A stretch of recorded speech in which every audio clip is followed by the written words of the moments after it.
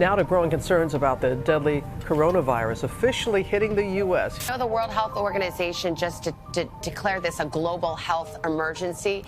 For Americans who are watching this, how serious is this? 9 people have died and 440 have contracted the virus. Well, here in New York City, 2 more public schools joined the more than 1,500 K-12 schools across the country that have or plan to shut down due to this virus. And that poses a big problem.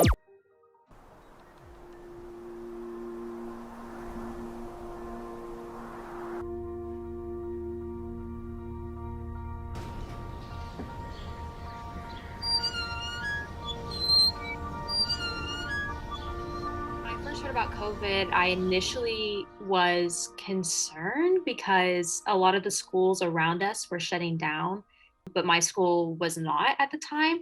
And it was a shock to see how the rest of the world was responding, but my school felt like a bubble. Nobody was really taking it seriously at first, so it was kind of concerning.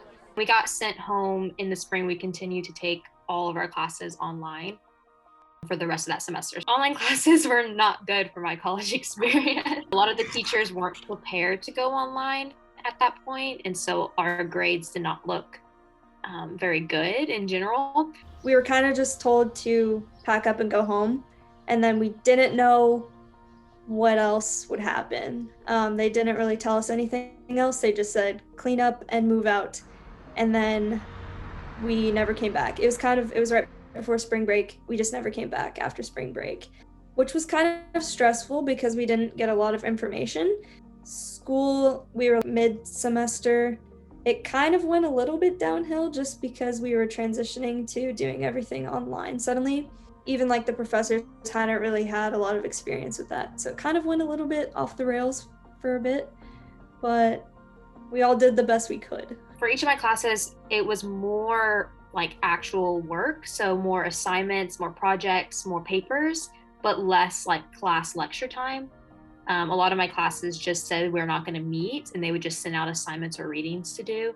More work in a way, but less time consuming through lectures. I've been teaching in an online capacity for over 10 years. So for me, there wasn't a big learning curve. I knew how to use the tools. I knew how to engage in the space. But what felt really important to me was how to create a sense of continuity and safety for these campus students who didn't sign up for this, right? Who didn't sign up to be online learners, but found themselves and the future of their education inside of a Zoom meeting. It didn't matter if you were a seasoned teacher or you were a novice. We still had not had the opportunity to engage in instruction virtually. So did teachers know how to manipulate or venture through technology? Yes, they did, and we all did. But what we didn't have was, how do we teach the kids? When we do face-to-face, we're able to engage them into groups, we're able to meet their needs better. Here we are, we had to go into people's homes.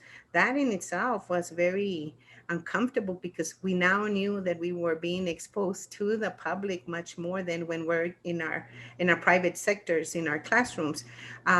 And the fact that we had to deal with technology is not friendly. Technology can be deceiving at times in the sense that it could be working 1 minute and it breaks the next minute.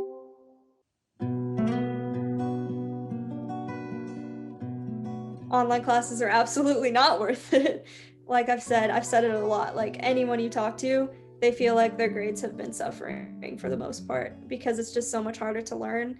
We're not retaining information as we would if we were in person. I don't think that we're getting the same level of education that we would if we were in person. I think that students get the same content online as they do on campus, but they definitely don't get the same education because you're not getting the same experience of being able to communicate and collaborate in real time with your professors and with your peers.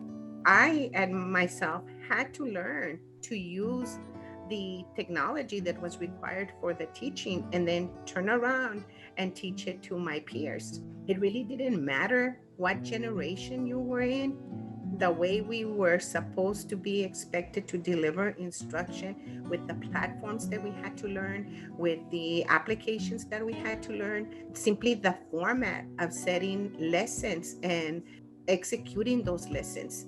What happened was that none of us were prepared for this. As a future teacher, I think that this whole experience has just reiterated the fact that educators need to be as flexible as possible.